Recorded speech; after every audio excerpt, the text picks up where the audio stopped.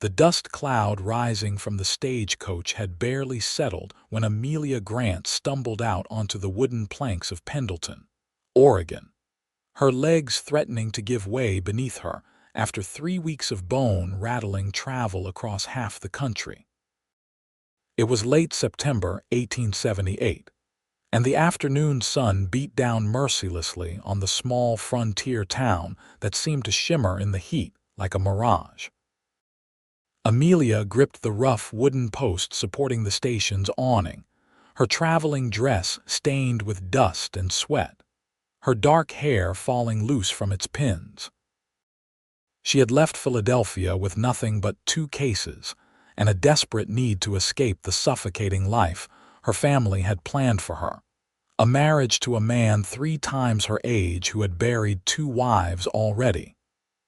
At 22 years old, she had chosen uncertainty over that particular certainty.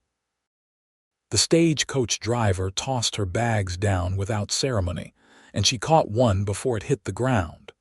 Her arms trembled with the effort. She had not eaten properly in days, rationing the little money she had for the journey itself. The station master, a portly man with suspicious eyes, looked her up and down. "You got people meeting you, miss." Amelia straightened her spine despite her exhaustion. "I can manage, thank you. Suit yourself." He disappeared back into the station, leaving her standing alone in the street. The town was smaller than she had imagined. Just a main street lined with weathered buildings, horses tied to hitching posts, and men in dusty clothes going about their business. A saloon stood across the way, its painted sign faded by sun and wind. Further down she could see a general store, a blacksmith shop with its forge glowing orange in the shadows, and what appeared to be a boarding house. She had hoped there would be more opportunities, more possibilities. But this was the end of the line, literally. The stagecoach turned around here and headed back east. She picked up both her cases, though they felt impossibly heavy, and started walking down the street. She had to find lodging first, then work. She had been a teacher back in Philadelphia, though her father had disapproved of her working at all. Surely, a frontier town needed teachers. Children needed education regardless of where they lived. But after just a few steps, her vision began to swim. The heat, the hunger, the exhaustion of weeks of travel all came crashing down at once. She wavered, trying to focus on the boarding house sign ahead, but her knees buckled. The cases fell from her hands, hitting the dirt with dull thuds.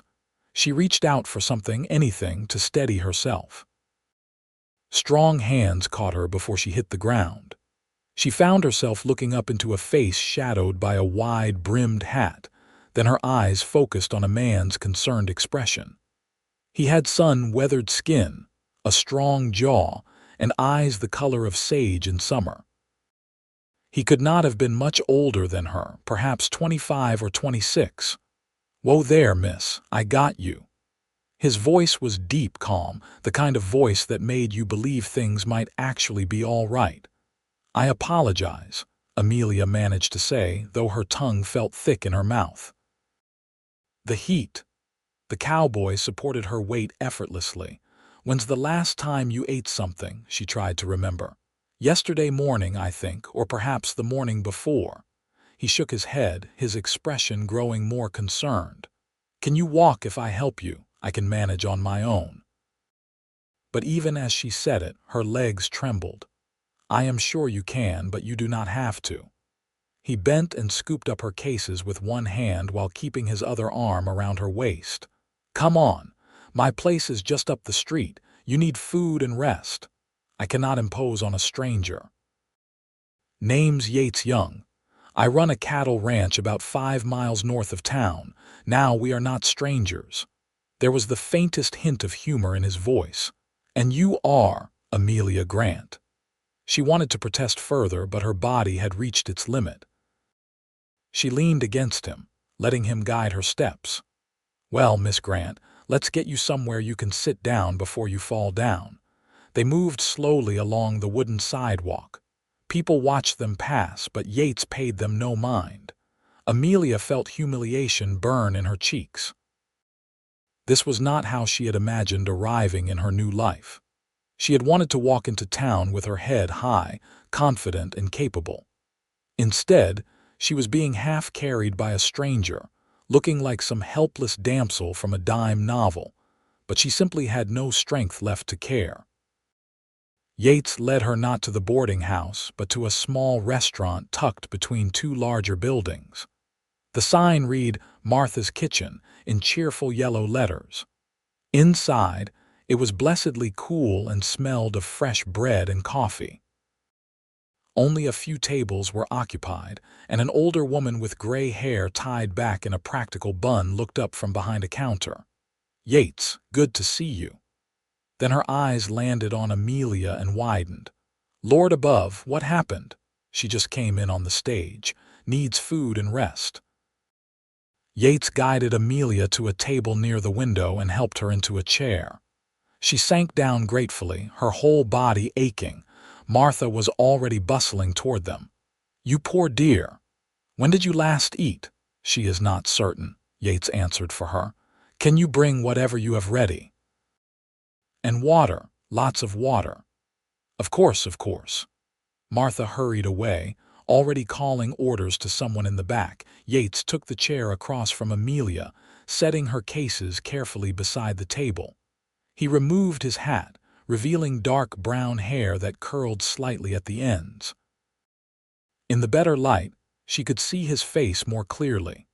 He had strong features, a straight nose, and those remarkable eyes that seemed to see more than they should. His hands, resting on the table, were calloused and capable, the hands of a man who worked hard for his living. "Thank you," Amelia said quietly. "I do not know what would have happened if you had not been there." "You would have picked yourself up, I expect." He gave her a slight smile. "You look like the stubborn type." Despite everything, she almost laughed. "Is that obvious?" "A woman traveling alone to a place like Pendleton, that takes a particular kind of stubbornness or desperation." His eyes searched her face, not unkindly. "Which is it?" Before she could answer, Martha returned with a large glass of water. "Drink this slowly, dear. Do not gulp it down or you will make yourself sick." Amelia took the glass with trembling hands and sipped carefully. The water was cool and sweet, better than anything she had tasted in weeks. She wanted to drain the entire glass in one go, but Martha's advice was sound. She forced herself to drink slowly. "Food will be ready in just a moment," Martha said, patting her shoulder. "You just rest now." When they were alone again, Yates was still watching her with that steady gaze. "You do not have to answer if you do not want to." Amelia set down the glass. "Both, I suppose, stubborn enough to leave, desperate enough to come this far, running from something." "Someone." She met his eyes. "My family wanted me to marry a man I could not bear, so I left." He nodded slowly. "That took courage or foolishness." "I have no prospects here, no connections, very little money." She heard the tremor in her own voice and hated it. "I had hoped to find work as a teacher. The school here could use one. Old Mrs. Henderson taught the children, but she passed last spring. Since then, the kids have been getting whatever education their parents can provide, which is not much." Hope flickered in her chest. "Truly. Where would I inquire about the position? Town council handles that sort of thing, but they only meet once a month, and that was last week." He paused. "Until then, you need somewhere to stay." The hope dimmed as quickly as it had come. "The boarding house. Mrs. Talbot's place is decent enough, but it is not cheap, and if your money is tight—" He seemed to be considering something. "My ranch has a guest cabin. It has been sitting empty since my foreman got married and moved to his own place. You could stay there." Amelia stared at him. "I could not possibly." "Why not?" "Because it would not be proper. I do not know you, you do not know me. People would talk. People talk anyway, it is what they do." Yates leaned forward slightly. "Look, Miss Grant, I am not trying to compromise your reputation. The cabin is a good 100 yards from the main house. It has its own door with a lock. You would have complete privacy. And I am at the ranch most days working, so you would barely see me. But why would you do this for a stranger? He was quiet for a moment, his fingers tracing an invisible pattern on the table. My sister came west 5 years ago to join me. She was running from an arranged marriage too. She showed up exhausted and scared and stubborn, just like you. A kind woman in the next town over gave her a place to stay until she figured things out. I have always wanted to repay that kindness. He met her eyes again. My sister married a good man, has 2 children now, lives happy about 30 miles east of here. Maybe helping you is how I pay that forward. Martha returned before Amelia could respond, carrying a tray laden with food. There was fresh bread still warm from the oven, a thick stew rich with beef and vegetables, stewed apples, and more water. The smell alone made Amelia's stomach clench with hunger. "You eat every bit of that," Martha commanded gently. "And if you need more, you just say so. Thank you so much." Amelia picked up the spoon, trying to remember her manners even though she wanted to devour everything in sight. She took a small bite of the stew and had to suppress a moan. It was delicious, hearty, and seasoned perfectly. She took another bite, then another, forcing herself to eat slowly. Yates watched her for a moment, then stood. "I need to pick up some supplies from the general store. You take your time eating. When you are finished, if you want to accept my offer, I will be outside. If not, I will help you get settled at the boarding house. Either way, no pressure." He put his hat back on and walked out, leaving her alone with the food and her thoughts. Amelia ate steadily, feeling strength gradually return to her limbs. Her mind raced with considerations. Accepting Yates Young's offer was risky. She knew nothing about him except that he had helped her when she needed it. He could be anyone, could have any intentions. And yet, something in his manner, in his straightforward way of speaking, made her want to trust him. Besides, what choice did she really have? She counted the money left in her small purse. Enough for perhaps a week at the boarding house if she ate sparingly. After that, she would be destitute unless she found work immediately. At least at his ranch, she would have time to recover her strength, to meet the town council, to find proper employment and lodging. When she had finished everything on her plate, Martha came back with a small basket. "I packed you some bread and cheese for later. A woman in your condition needs to keep her strength up." "How much do I owe you?" Amelia reached for her purse. Martha waved her hand dismissively. "Yates already paid. He is a good man, that one. You could do worse than to trust him." "You know him well." "Known him since he first came to Pendleton 7 years ago. He was barely more than a boy then, but he worked harder than any 2 men combined. Built that ranch up from nothing. Never cheated anyone, never turned away someone in need. He is as honest as they come." Martha's eyes were kind. "I know it is frightening, being in a new place with no one to turn to. But if Yates offered to help you, he means it with no strings attached." Amelia nodded slowly, making her decision. She stood, grateful that her legs felt steady again, and picked up her cases and the basket. "Thank you, Martha, for everything. You come back any time, dear, and welcome to Pendleton." Outside, the sun was beginning its descent toward the western mountains, painting the sky in shades of gold and pink. Yates was leaning against a post, a sack of supplies at his feet. When he saw her, he straightened. "Feeling better?" "Much better, thank you." Amelia took a breath. "If your offer still stands, I would like to accept it, just until I can arrange something more permanent." A smile touched his lips, warm and genuine. "It stands. My wagon is just over here." He led her to a sturdy wagon hitched to 2 horses, their coats glossy in the evening light. He loaded her cases and his supplies into the back, then helped her up onto the seat. His hand was warm and steady, and he released her the moment she was settled. He climbed up beside her and took the reins. As they rolled out of town, Amelia looked back at Pendleton. It was a small, dusty frontier town, nothing like the grand city she had left behind. But it was hers now, for better or worse. This was where she would build her new life. The ride to the ranch took about half an hour. The road was rough but well-maintained, cutting through rolling grassland dotted with sagebrush and wildflowers. Mountains rose in the distance, their peaks touched with early snow. Cattle grazed in the fields, lifting their heads to watch the wagon pass. Yates did not press her with questions, for which she was grateful. He pointed out landmarks, told her a bit about the ranch, kept his voice easy and conversational. He ran about 200 head of cattle, he said, with the help of 3 ranch hands. The work was hard but profitable. He had started with almost nothing, just determination and a willingness to work from dawn until long past dark. "It is not fancy," he warned as they approached a cluster of buildings, "but it is solid." The main house was a low structure built of logs and rough-hewn planks, with a wide porch and a stone chimney. Near it stood a barn, a corral with several horses, a bunkhouse, and a smaller cabin set apart from the others.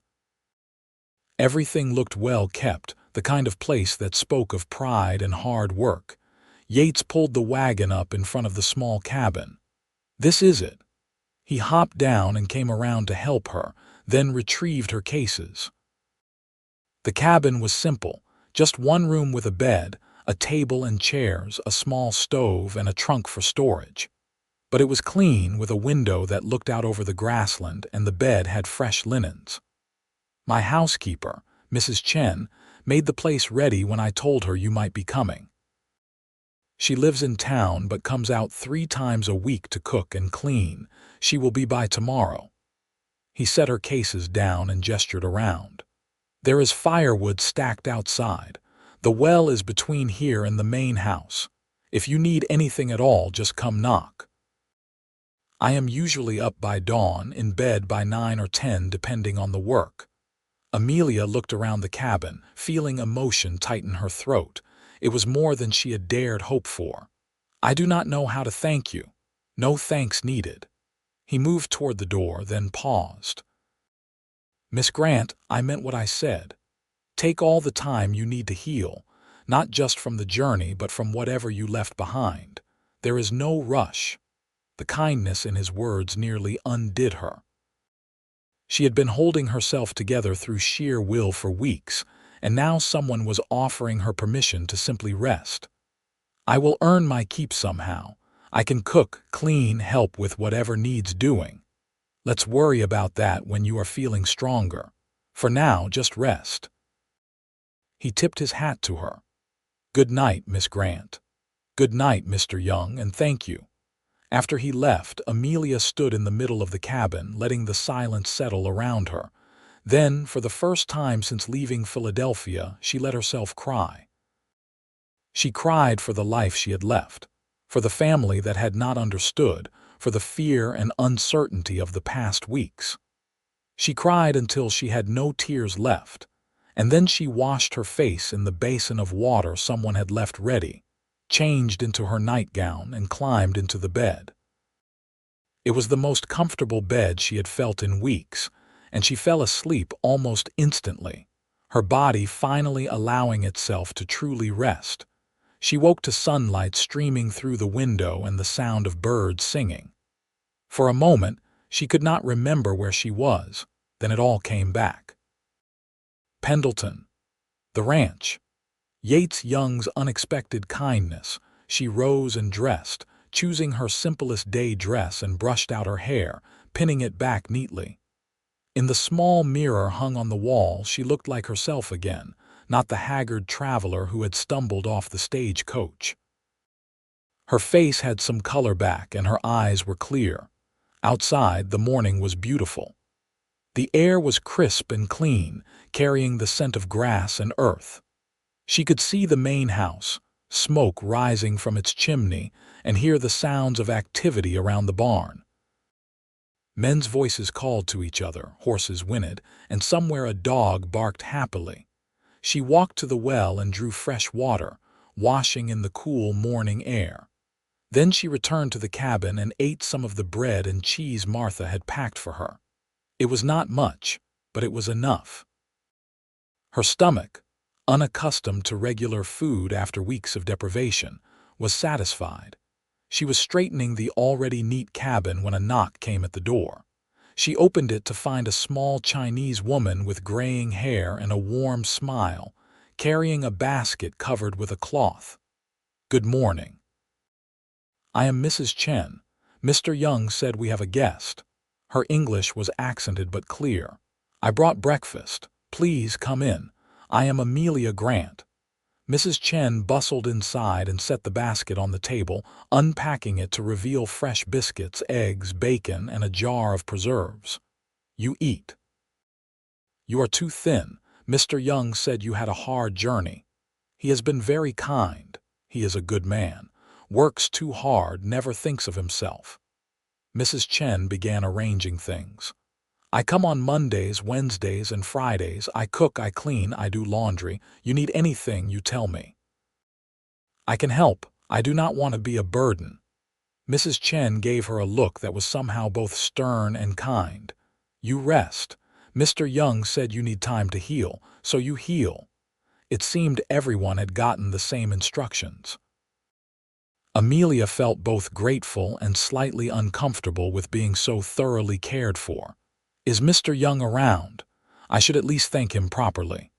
"He and the men rode out early to check the herd. Will be back by evening." Mrs. Chen finished unpacking and picked up the basket. "You eat everything. I will check."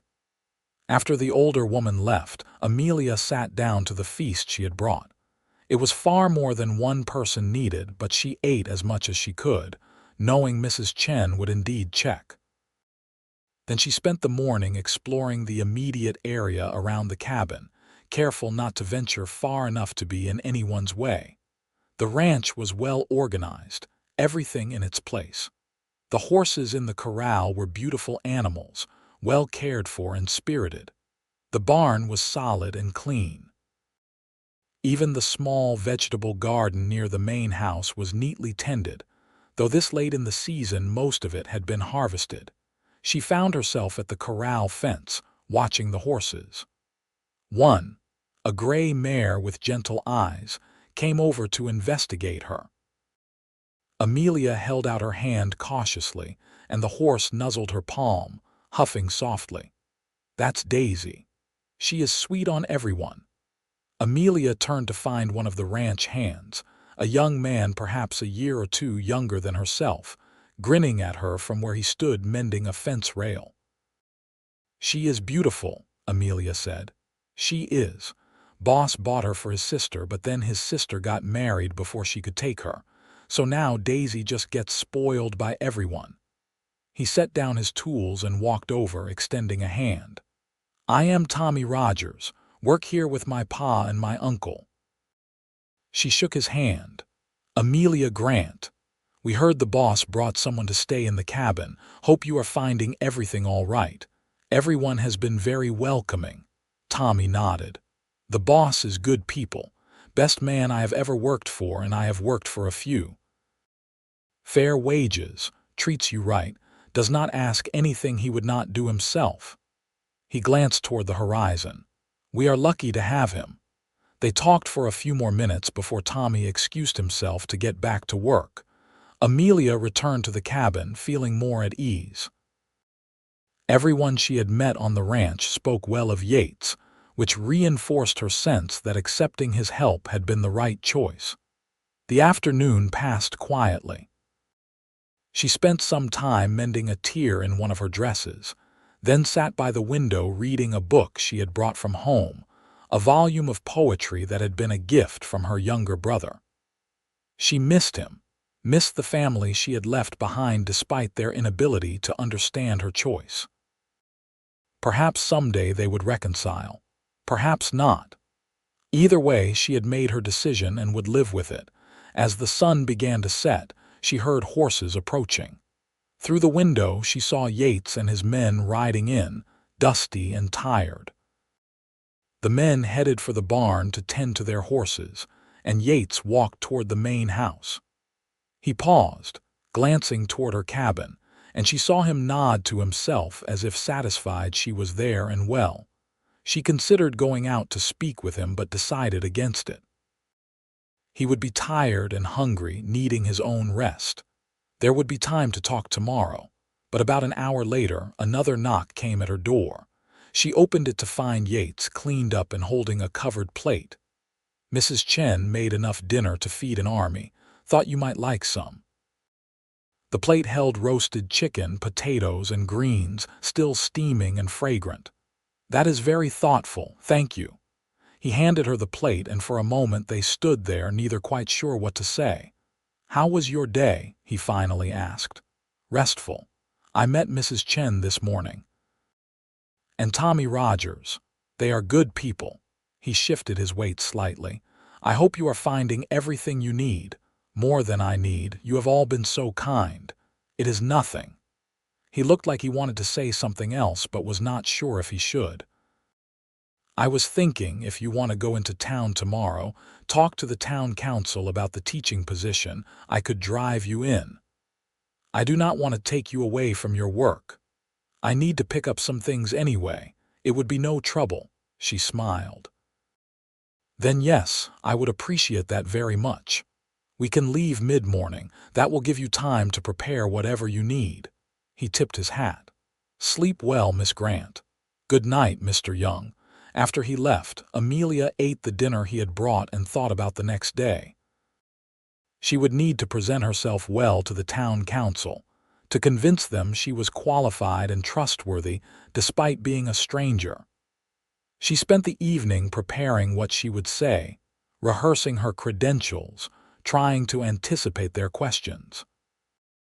The next morning, she dressed in her best traveling suit, a deep blue wool that was professional and modest. She pinned her hair up carefully and checked her appearance multiple times in the small mirror. She needed to make a good impression. Yates was waiting by the wagon, dressed in clean clothes, his hat in his hands. When he saw her, something flickered in his eyes, gone too quickly for her to identify. "You look very professional," he said simply. "I hope it will be enough." The ride into town was pleasant. They talked more easily than they had before, Amelia feeling less like a charity case and more like a person with a purpose. She told him about her teaching experience in Philadelphia, the school where she had worked, the children she had taught. He told her more about the ranch, about the challenges of the cattle business, about his hopes to expand in the coming years. "You said your sister lives nearby?" Amelia asked. "About 30 miles east in a town called Milton. Her husband runs a freight business. They have a boy and a girl and another child on the way." His voice warmed when he spoke of them. "She writes me letters every few weeks. She is happy, which is all I ever wanted for her. You are close. We are all each other had for a long time. Our parents died when I was 16 and she was 12. I worked whatever jobs I could find to keep us together, eventually saved enough to come west, and she followed when she was old enough." He glanced at her. "Family is everything, even when they drive you crazy." She thought of her own family, so different from his. Wealthy, socially prominent, but cold in so many ways. "I hope someday my family understands why I left, but if they do not, I will find a new family here." "You will. Pendleton might be small, but people look out for each other." They arrived in town before noon, and Yates directed her to the building where the town council met, a small office above the general store. He waited with the wagon while she climbed the narrow stairs, her heart beating hard. Inside, she found 3 men, the store owner, the banker, and the preacher. They looked surprised to see her but listened as she introduced herself and explained why she had come. "We do need a teacher," the preacher admitted. He was a thin man with kind eyes, but we have limited funds. The position would not pay much. I am not looking to get rich. I simply want meaningful work. They asked her about her qualifications, her experience, her methods. She answered confidently, drawing on her years in Philadelphia.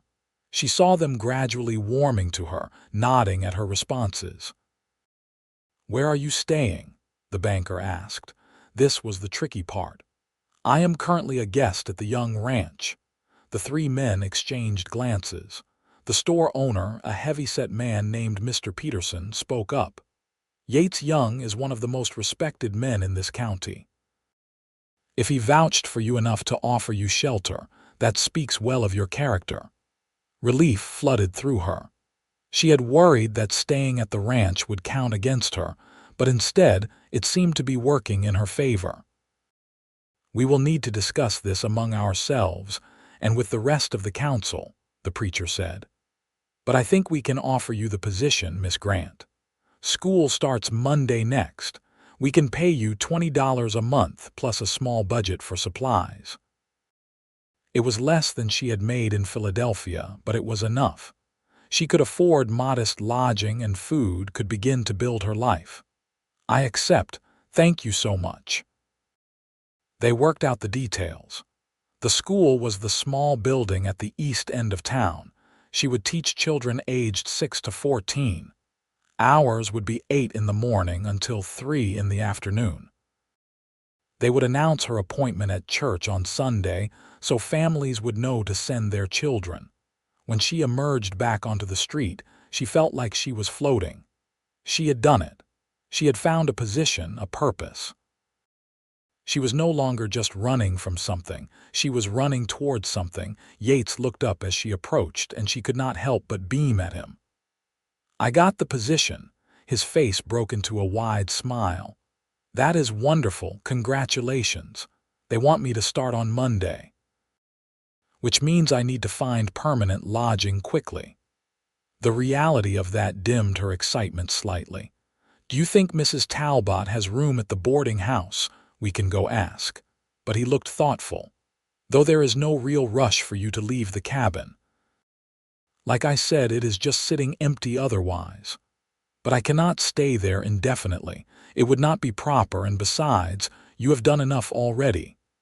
He was quiet for a moment, guiding the horses down the street toward the boarding house. "What if you paid rent? Would that make it more proper?" She looked at him in surprise.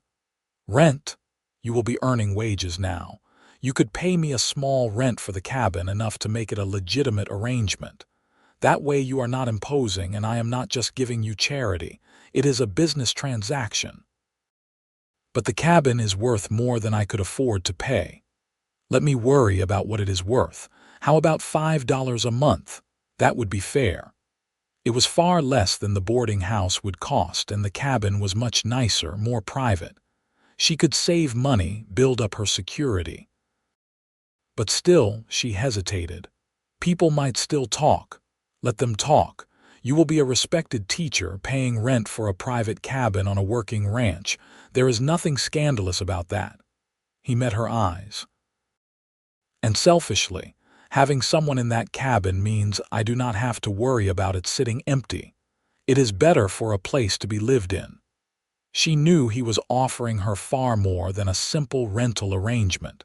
He was offering her time, space, security. And yet he was doing it in a way that allowed her to keep her pride. $5 a month, and I help Mrs. Chen with the cooking and cleaning. You do not have to do that. I know, but I want to earn my place here, not just occupy it." He considered, then nodded. "All right. If that is what you want." They shook hands on it, and the deal was made. They checked at the boarding house anyway, just to see what was available, but Mrs. Talbot confirmed what Amelia suspected. Her rooms were $10 a month, and they were small and sparse. The cabin at the ranch was a far better option in every way. Yates had other business in town, so Amelia walked to Martha's kitchen for lunch. The older woman was delighted to hear about the teaching position, and insisted on celebrating with a piece of fresh apple pie. "I knew things would work out for you," Martha said, setting the pie down with a flourish. "You have that look about you like you will land on your feet no matter what." "I have had a lot of help, Mr. Young especially." Martha's eyes twinkled. "He is a good man, that Yates." "Handsome too, do not you think?" Amelia felt her cheeks warm. "I had not really noticed." "Oh, you are a terrible liar, dear," Martha laughed. "But take your time. Get settled, get to know the place. Things have a way of working out in their own time." After lunch, Amelia walked around town, familiarizing herself with the place that would be her home. She visited the general store, where Mr. Peterson greeted her warmly now that she was the town's new teacher. She looked at the school building, a simple structure with rows of desks and a slate board at the front. It was small and plain, but it was hers. She met the preacher's wife, a bustling woman named Agnes who promised to introduce her to all the families with children. She saw the church, the saloon where she would certainly never go, the doctor's office, the livery stable. Pendleton was not large, but it had everything a town needed, and the people seemed genuinely friendly. When she met back up with Yates in the late afternoon, she was exhausted but happy. The ride back to the ranch was peaceful, the setting sun painting the grasslands gold and amber. "Thank you for taking me today," she said as they neared the ranch. "For everything, really. I do not think I would have managed any of this without your help. You would have found a way." "You are stronger than you think." "Maybe, but I am glad I did not have to find out." Over the next few days, Amelia settled into a routine. She spent mornings preparing lessons for the upcoming school term, planning curriculum and organizing her thoughts. Mrs. Chen showed her where everything was kept in the main house and accepted her help with the cooking and cleaning without fuss. The two women worked together companionably, and Amelia learned that Mrs. Chen had come to America with her husband 20 years ago, following the gold rush. Her husband had died in a mining accident, and she had stayed, making her living through hard work and determination. "You remind me of myself when I was young," Mrs. Chen told her one afternoon as they kneaded bread dough together. "Brave enough to start over, strong enough to survive." Amelia saw Yates mainly at meal times. He worked long hours, often coming in dusty and tired, but he always took time to ask about her day to make sure she had everything she needed. They fell into an easy rhythm, their conversations growing more comfortable, more natural. She learned that he had a dry sense of humor that would catch her off guard, making her laugh when she least expected it. She learned that he read in the evenings when time allowed, favoring accounts of history and exploration. She learned that he was fair with his men, demanding but never harsh, and that they respected him deeply. And she began to realize that Martha had been right. He was handsome, though not in the polished way of men back east. His was a rough-hewn handsomeness, earned through sun and wind and hard work. She found herself noticing the way his eyes crinkled when he smiled, the strength in his hands, the quiet confidence in the way he moved through the world. But she pushed those thoughts aside. She was here to build a life, to establish her independence. Romance, if it came at all, would have to wait. Sunday arrived and Yates offered to drive her to church. She accepted, wearing her best dress and hat. The church was full. Families crowded into the pews, and she felt all eyes on her as she walked in with Yates. He seemed unbothered by the attention, leading her to a pew near the middle and introducing her to people around them. The service was simple but heartfelt, the preacher's sermon about new beginnings and second chances. Amelia could not help but feel it was meant for her. Afterward, families swarmed around her, curious about the new teacher. Children peeked at her shyly from behind their mothers' skirts. Parents asked questions about her methods, her expectations. Agnes, the preacher's wife, took charge, making introductions and keeping things organized. By the end of an hour, Amelia had met at least 20 families and could not remember half their names, but everyone had been welcoming. "You did well," Yates told her on the ride home. "They liked you." "I hope so. I was so nervous. Could not tell. You seemed calm and professional," she laughed. "Inside, I was terrified. Being brave does not mean not being scared. It means being scared and doing it anyway." She looked at him, struck by the simple wisdom of that. "Is that how you felt when you came west?" "Every single day for the first year. I thought I would fail, thought I could not do it, but I kept going because stopping was not an option." He glanced at her. "Just like you." The comparison settled something in her, made her feel less alone in her fear and determination. Monday morning came too quickly. Amelia dressed carefully in a practical dark skirt and white shirtwaist, pinned her hair back severely, and gathered the materials she had prepared. Her stomach was full of butterflies. Yates drove her into town early so she could prepare the schoolroom.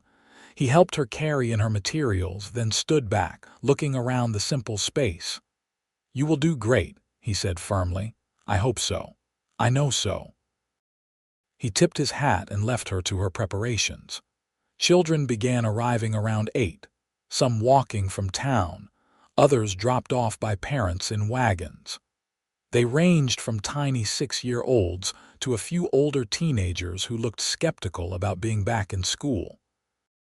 Amelia greeted each one warmly, learning names and sorting them into rough groups by age and ability. When everyone was settled, she stood at the front of the room and introduced herself. She explained her expectations: respect, effort, curiosity. She promised to be fair, to help anyone who struggled, to challenge those who were ready for more. Then she began to teach. The first day was chaotic, as first days always were. She was learning her students as much as they were learning from her. But by the end of the day, she felt a familiar satisfaction settling over her. This was what she was meant to do. This was her calling. Yates was waiting when school let out, leaning against the wagon, reading a newspaper. He looked up when she emerged, searching her face. "How did it go?" "It was wonderful." She climbed up beside him, suddenly exhausted but happy. "Hard but wonderful," he smiled, that quiet smile that reached his eyes. "I knew it would be." The next weeks fell into a steady pattern. Amelia taught during the day, her confidence growing as she got to know her students and their needs. Some were quick learners, hungry for knowledge. Others struggled but tried hard. A few were discipline problems, but she handled them with firm patience, the same way she had in Philadelphia.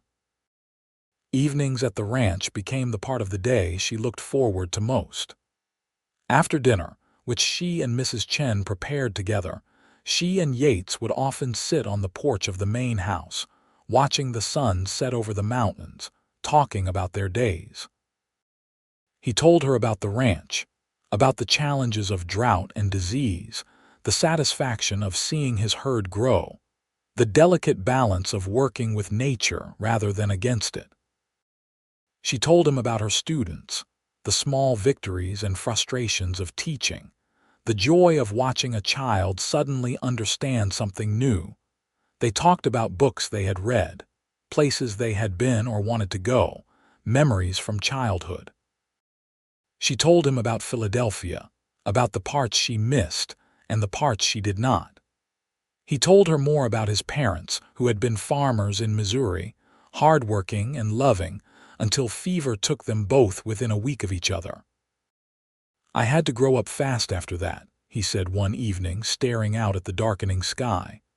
"Had to be a parent to my sister when I was barely more than a child myself. I made a lot of mistakes. She turned out well by all accounts, by luck more than my skill." He smiled slightly. "But I tried." That is all any of us can do. Amelia found herself sharing things with him she had not shared with anyone else. The pressure she had felt in Philadelphia to be the perfect daughter, to marry well, to sacrifice her own dreams for her family's social ambitions. The loneliness of being surrounded by people who did not really see her. "I think they loved me," she said one night, hugging her shawl around her shoulders against the autumn chill. "But they loved the idea of who I should be more than who I actually was. Their loss." Yates's voice was quiet but firm. "The person you actually are is pretty remarkable." She looked at him, and something passed between them, something warm and electric. But before she could respond, Tommy called from the barn needing Yates's help with something, and the moment passed. But it had been there, undeniable. As October deepened into November, the weather turned colder. Amelia wore her wool coat to school each day, and the schoolroom required a fire in the small stove to keep warm. The children's breath frosted in the early morning air as they arrived. One Friday evening, Yates announced that the following day there would be a town social at the church hall, a harvest celebration before winter truly set in. "You should come," he said. "Good chance to meet more people, feel part of the community." "Will you be going?" "I am expected to." "All the ranchers are." He hesitated. "I could pick you up if you wanted. We could go together." "I would like that."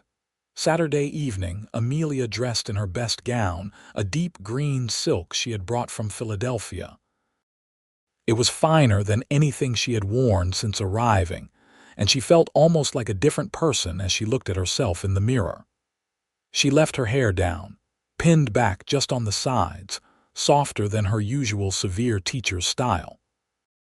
When she emerged from the cabin, Yates was waiting by the wagon. He froze when he saw her, his eyes widening. "You look beautiful," he said, his voice slightly rough. She felt warmth flood her cheeks. "Thank you. You look very handsome yourself." He did. He wore dark pants, a clean white shirt, and a vest, his hair neatly combed. He looked like a gentleman, not just a rancher, and she realized again how little she really knew about his background, his life before Pendleton. The church hall was decorated with autumn leaves and lit by dozens of lanterns. Music spilled out into the night, fiddle and guitar and someone on a piano, playing lively dance tunes. Inside, it seemed like the entire town had gathered. Amelia was immediately swept up by the women, particularly Agnes and Martha, who wanted to show her off and make introductions. She met the doctor's wife, the blacksmith's family, merchants and ranchers and workers. Everyone was friendly, welcoming her as the new teacher. But through it all, she was aware of Yates across the room talking with other ranchers, occasionally glancing her way. Each time their eyes met, that same spark ignited. When the dancing started, several young men asked her to dance. She accepted, enjoying the music and movement. But she found herself watching for Yates, hoping he would ask her. Finally, as a slower waltz began, he appeared beside her. "May I have this dance, Miss Grant?" "I would be honored, Mr. Young." He led her onto the floor, and when he took her in his arms, everything else faded away. He was an excellent dancer, confident and smooth, leading her through the steps with ease. "Where did you learn to dance like this?" she asked, surprised. "My mother insisted on it, said even farm boys needed to know how to behave in polite society." He smiled down at her. "I fought her on it at the time, but I am grateful now." They moved together naturally, as if they had been dancing together for years instead of for the first time. She was acutely aware of his hand on her waist, of how close they were, of the warmth of his body near hers. "I am glad you came to Pendleton," he said quietly, his breath stirring her hair. "So am I. That first day when you stumbled off that stagecoach, I thought you were going to blow away like a tumbleweed, but I could see the steel in you underneath. I did not feel very strong." The strongest people rarely do. They just keep going anyway. The music ended too soon, and they separated reluctantly. But throughout the rest of the evening they kept finding their way back to each other. talking in corners, sharing a plate of food, laughing at something Tommy said. People noticed. Amelia saw the looks, the whispers, the knowing smiles, but she found she did not care. Let them talk. She had nothing to hide. On the ride home, they were both quiet, the easy conversation of before replaced by something heavier, more charged. The moonlight silvered the grasslands, and the air was cold enough that Amelia pulled her shawl tight. "You are cold." Yates reached behind the seat and pulled out a blanket, draping it over her lap. "Thank you." They drove in silence for a while, then Yates spoke. "Amelia." It was the first time he had used her given name, and the sound of it on his lips made her heart skip. "I know you came here to build your own life, to be independent, and I respect that. But I want you to know that these past weeks, getting to know you, have been some of the happiest I have had in a long time." She turned to look at him, her pulse racing. "They have been for me too. I am not good with words. I am better with actions. But I need you to understand that my feelings for you have become more than just friendly concern." "What are they?" He pulled the wagon to a stop, right there in the middle of the road, and turned to face her fully. "I am falling in love with you, maybe have been since that first day. I know it is fast, maybe too fast, and if you do not feel the same, I will respect that. I will still be your friend, will still want the best for you, but I needed to tell you the truth." Amelia's heart was pounding so hard she could barely breathe. "You are not the only one falling." Hope flared in his eyes. "Amelia, I did not expect this," she said, her voice shaking slightly. "I came here to escape romance, to avoid being someone's wife and losing myself, but you never made me feel like I had to be anything other than who I am. You gave me space to heal, to find my strength again, and somewhere in that space I found something else. I found you." He reached out slowly, giving her time to pull away, and cupped her face gently in his hand. "Can I kiss you, please?" He leaned in, and his lips met hers softly, tentatively, as if she were something precious that might break. She leaned into him, her hand coming up to rest against his chest, feeling his heart beating as hard as her own. The kiss deepened, becoming more confident, more sure. His arm came around her waist, pulling her closer, and she sank into him, letting herself feel everything she had been holding back. When they finally separated, both breathing hard, he rested his forehead against hers. "I did not plan that. I was going to court you properly, take things slow." She laughed, slightly breathless. "I am not complaining. Good." He kissed her again, quick and sweet, "because I have been wanting to do that for weeks." They sat there in the moonlight, holding each other, both realizing that everything had just changed. Finally, Yates picked up the reins again, but he kept one arm around Amelia, and she leaned against him, feeling safer and more content than she had in years. At the ranch, he walked her to her cabin door. "Good night, Amelia." "Good night, Yates."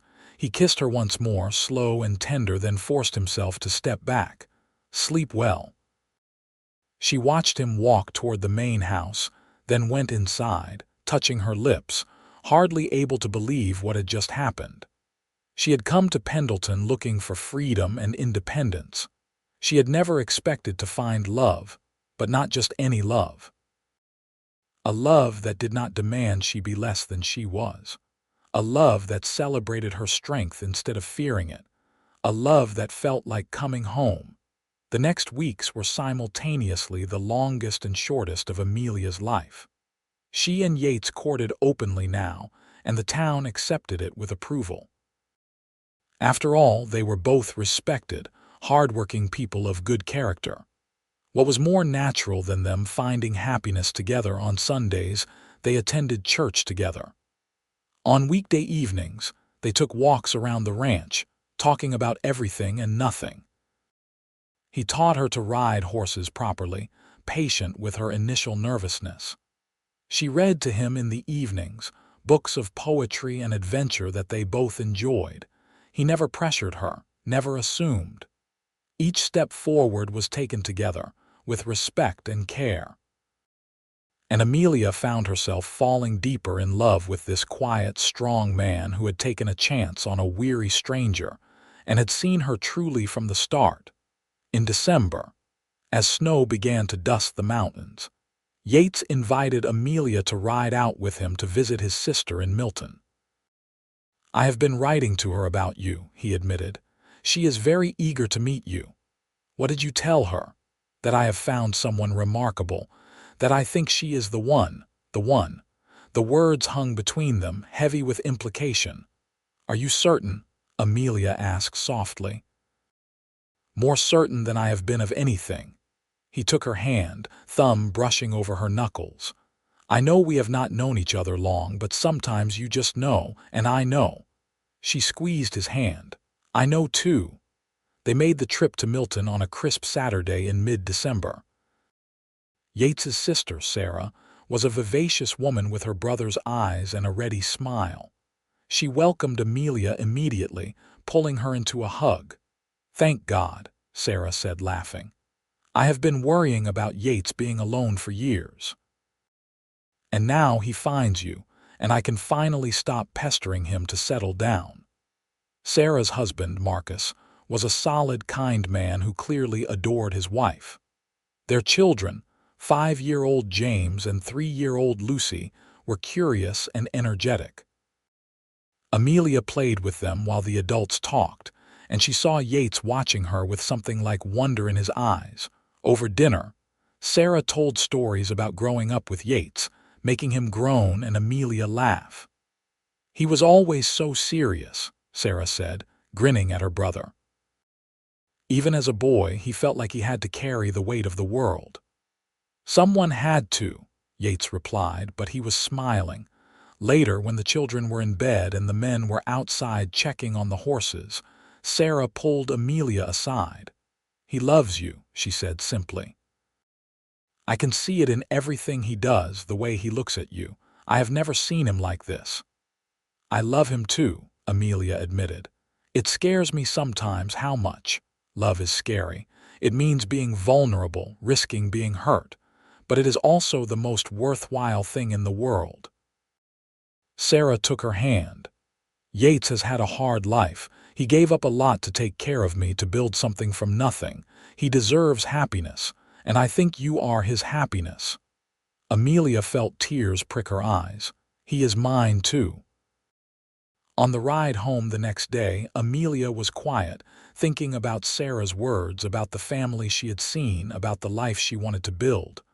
"What are you thinking about?" Yates asked. "Family, future." She looked at him. "What you want your life to look like."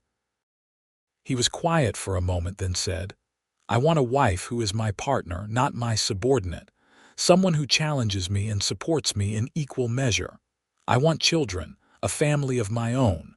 I want to grow old on that ranch, watching grandchildren play in the yard." He paused. "I want all of that with you." She felt her breath catch. "Yates, I am not proposing, not yet. I know you need time, need to be sure.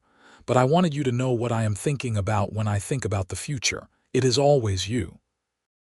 By the time Christmas arrived, Amelia knew with absolute certainty what she wanted. The town held a Christmas Eve service, candlelight and carols, and afterward, people gathered in the church hall for cider and cookies. Amelia stood by the window, watching snow fall gently outside when Yates appeared beside her with 2 cups of cider. "It is beautiful," she said, accepting a cup. "It is." But he was looking at her, not the snow. She turned to face him. "Yates, I need to tell you something." Concern flickered across his face. "What is it?" "When I came here, I was running. I was broken and scared and had no idea what I was doing. I thought I wanted to be alone, to never depend on anyone again." She set down her cup and took his hand. "But you showed me that depending on someone does not mean losing yourself. You taught me that love can be freeing instead of confining. And I have realized something." "What's that?" "I do not want to run anymore. I want to stay with you, for as long as you will have me." His face transformed, joy breaking across it like sunrise. He set down his own cup and took both her hands. "Amelia Grant, are you saying what I think you are saying?" "I am saying that I love you, Yates Young, completely and fully. And if you meant what you said about wanting a future together, then yes, yes to all of it." He pulled her close, kissing her there in front of everyone, not caring who saw. When they broke apart, the hall had gone quiet, then erupted in cheers and applause. "Wait," Yates said, laughing. "I have not even asked properly." To everyone's delight, he dropped to one knee right there, still holding her hand. "Amelia Grant, will you marry me?" "Yes," she said, tears streaming down her face. "Yes, yes, yes." He stood and kissed her again, and the celebration continued around them. Martha was crying happy tears. Agnes was already planning a wedding, and even the preacher was smiling broadly. They were married in February, on a cold, bright day when the sky was impossibly blue. Sarah came with her family, Mrs. Chen cried through the whole ceremony, and it seemed like the entire town crowded into the church to witness their vows. Amelia wore a simple white dress that Sarah helped her make, her hair crowned with winter greens. Yates wore his best suit and could not stop smiling. When they exchanged vows, promising to love and honor and cherish each other, Amelia felt like her heart might burst with happiness. This was nothing like the marriage she had fled in Philadelphia. This was a partnership built on mutual respect and love. This was choosing each other freely, every day. The reception was held in the church hall with food and music and dancing. Yates waltzed Amelia around the floor, both of them laughing, giddy with joy and possibility. "I cannot believe you are my wife," he murmured in her ear. "I cannot believe you are my husband." They spent their wedding night at the ranch, in the main house that was now fully theirs. Yates carried her over the threshold, both of them laughing at the tradition, then kissed her with tender passion. "I love you," he said against her lips. "I will spend every day of my life making sure you know it. I love you too, and I will do the same."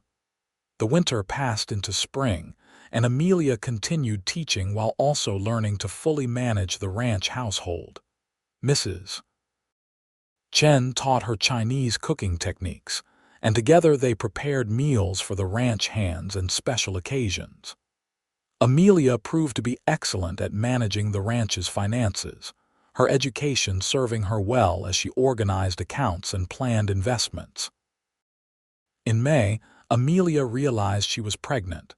She told Yates one evening as they sat on the porch watching the sunset, a ritual they had maintained. His face went through several emotions at once: shock, joy, wonder, fear. "Truly, truly, we are going to have a baby." He pulled her into his arms, holding her gently as if she were made of glass. "I am going to be a father, and I am going to be a mother." She had not expected how much she would want this, but now that it was real, she was overwhelmed with happiness. The pregnancy was not easy. Amelia had morning sickness that lasted all day for the first few months, and she had to take a leave from teaching earlier than she wanted. But Yates was attentive and patient, bringing her ginger tea and crackers, rubbing her feet when they swelled, reading to her in the evenings. In December, almost exactly a year after Yates had first told her he was falling in love with her, Amelia went into labor. It was long and difficult, the doctor and Mrs. Chen both attending her while Yates paced outside, nearly wearing a hole in the floor. But when he was finally allowed in, he found Amelia exhausted but radiant, holding a small bundle. "Meet your son," she said softly. Yates approached slowly, almost afraid. He looked down at the tiny red face, the small fists waving, and something cracked open in his chest. "He is perfect." "He is. What should we name him?" They had discussed names but had not decided. Now, looking at his son, Yates said, "William, after my father. William Young." Amelia smiled. "It is perfect." Baby William was a good baby, healthy and relatively calm. Amelia recovered well, and by spring, she was teaching again, bringing William with her to school in a basket. The children adored having a baby in the classroom, taking turns gently rocking him when he fussed. Life settled into a new rhythm, busier than before but full of joy. Yates proved to be a devoted father, coming in from the fields to hold his son, reading to him even though William could not possibly understand, singing him old songs Yates remembered from his own childhood. 2 years later, their daughter arrived, a tiny girl with Amelia's dark hair and Yates's eyes. They named her Catherine, after Amelia's mother, an olive branch toward the family she had left behind. Amelia had written to them occasionally, telling them about her life, and though the responses had been cool at first, they had gradually warmed. Her younger brother had even written to say he hoped to visit someday. With 2 children, Amelia took a longer leave from teaching, focusing on her family and the ranch. But she tutored students in the evenings and stayed involved with the school, ensuring they found a good temporary replacement. The ranch prospered. Yates's hard work and careful management paid off, and they were able to expand, buying more land and increasing the herd. They hired more men, built a new barn, and made improvements to the house. But they never forgot what it was like to struggle to have nothing. They were generous to those in need, offering work to drifters, donating to the church and school. When William was 5 and Catherine 3, Amelia returned to teaching full-time. Mrs. Chen helped care for the children, and they were old enough to attend school themselves. William proved to be curious and bright, always asking questions. Catherine was more reserved but equally intelligent, preferring books to people much of the time. One evening, when the children were asleep and Amelia and Yates were sitting on their porch as they had done so many times before, Amelia said, "Do you remember the day we met? Every detail. You looked like you were going to fall over at any moment." I was. I had never been so tired or scared in my life. She leaned her head on his shoulder. I thought I had made a terrible mistake leaving Philadelphia, and then you caught me. And you have been catching me right back ever since. He kissed the top of her head. Best decision I ever made, helping you that day. Best decision I ever made, accepting your help. They sat in comfortable silence, watching stars emerge in the darkening sky. The ranch stretched out around them, solid and real, built on hard work and love. Inside, their children slept safely. This was the life they had built together, the future they had chosen. Years passed in the way years do on a ranch, marked by seasons and growth. William grew tall and serious, wanting to learn everything about ranching from his father. Catherine remained bookish but developed a surprising talent for horses, able to gentle even the most skittish animals. In 1890, their 3rd child arrived, another son they named Thomas. He was a surprise, Amelia having assumed at 36 that her childbearing years were behind her. But Thomas arrived healthy and loud, demanding attention from the start. Sarah visited frequently with her growing family, and the cousins played together while the adults talked about ranching and business and politics. Yates and Marcus became true friends, often helping each other with problems or opportunities. Amelia's brother finally visited in 1892, bringing news that their parents had softened toward Amelia's choices. They were proud of her teaching, impressed by the ranch, and wanted to meet their grandchildren. It took time, but eventually a tentative peace was made, letters exchanged, visits planned. The town of Pendleton grew around them. More families arrived, more businesses opened. The school expanded, and Amelia took on a leadership role, helping train new teachers and develop curriculum for the whole district. She became known throughout the region as an educator, respected and admired. Yates's ranch became one of the most successful in the area. He was elected to the town council, serving for several terms and helping make decisions that shaped Pendleton's growth. He remained humble despite success, never forgetting where he came from. Their children grew and found their own paths. William took over much of the ranch operation as Yates got older, proving to be as skilled and dedicated as his father. Catherine surprised everyone by deciding to become a doctor, one of the few women in the territory to pursue medicine. She moved to Portland for training but returned often, eventually setting up a practice in Pendleton. Thomas, the youngest, inherited his mother's love of teaching and his father's patience, becoming a teacher himself. As the new century arrived, Yates and Amelia found themselves grandparents multiple times over. William married a rancher's daughter and had 4 children of his own. Catherine remained unmarried but adopted 2 orphan children, raising them with fierce love. Thomas married his childhood sweetheart and had twin girls who were the terror and delight of everyone they met. On their 25th wedding anniversary, the whole family gathered at the ranch for a celebration.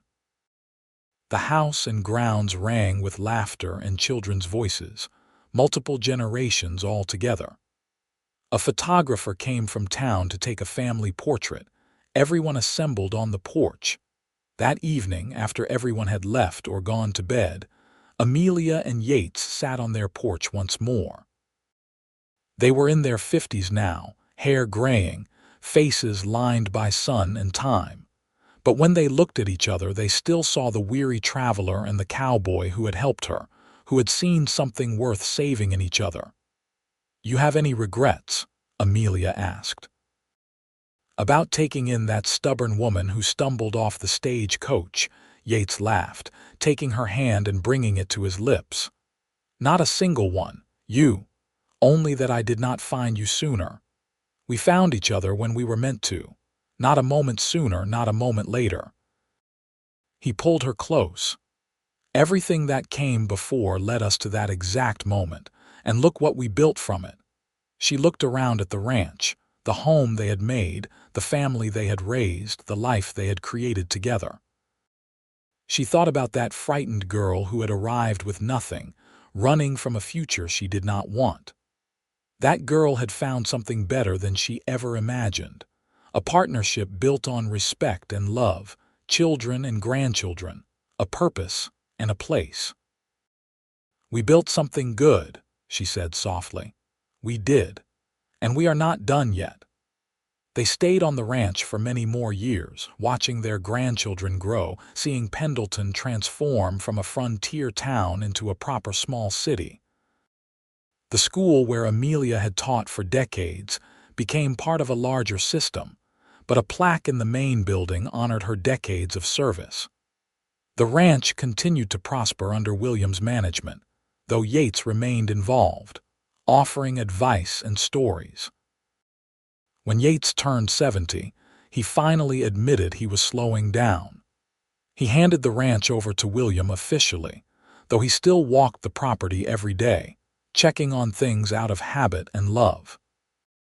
Amelia had retired from teaching but tutored students in their home, unable to fully step away from education. They celebrated their 50th wedding anniversary in 1928, surrounded by children, grandchildren, and even a few great-grandchildren. The party was enormous, half the town showing up to honor the couple who had become pillars of the community. Late that night, in the quiet of their bedroom, Yates held Amelia close. 50 years. Can you believe it? Some days it feels like yesterday. Other days it feels like we have always been together. I think we have, in a way. Even before we met, we were heading toward each other. He kissed her forehead, her cheeks, her lips. "I love you more today than I did 50 years ago. Did not think that was possible, but it is. I love you too. More than words can say." They fell asleep in each other's arms, as they had done for 50 years, as they would continue to do for whatever time they had left. Yates passed away peacefully in his sleep in the spring of 1932, at the age of 78. He had spent the previous day riding around the ranch with William and his oldest grandson, talking about future plans, sharing stories. That evening, he and Amelia had sat on their porch watching the sunset, holding hands in comfortable silence. He had kissed her good night, told her he loved her, and simply did not wake up. Amelia grieved deeply, missing him with every breath. But she did not shatter. He had given her strength for over 50 years, and that strength sustained her now. She continued living at the ranch, surrounded by family, still tutoring students, still involved in the community. She lived 3 more years, long enough to see her great-grandchildren start school, to see Catherine's adopted daughter become a teacher herself, to see the ranch continue to thrive. She spent her final afternoon sitting on the porch, the same porch where she and Yates had spent so many evenings, looking out over the land they had built together. That evening, surrounded by her children and grandchildren, Amelia closed her eyes for the last time, a peaceful smile on her face. Her final words were, "I am coming, my love. Wait for me." They buried her next to Yates in the Pendleton cemetery, under a sky as blue as the one that had greeted her when she first arrived so many years ago. The entire town turned out for her funeral, sharing stories of the teacher who had educated generations, the woman who had helped build their community, the love story that had inspired them all. On their shared headstone, William had inscribed, "Yates Young 1854–1932, and Amelia Grant Young 1856–1935, beloved husband and wife, parents, grandparents, and friends. They built a life from dust and determination and filled it with love. Take all the time you need to heal," he said. She did, and found home. The ranch continued through William and his children and his children's children, remaining in the Young family for generations. The cabin where Amelia had first stayed was preserved, eventually becoming a small museum telling the story of the weary traveler and the cowboy who offered her rest. Their story became a part of Pendleton's history, told and retold, an example of how kindness and love could transform lives.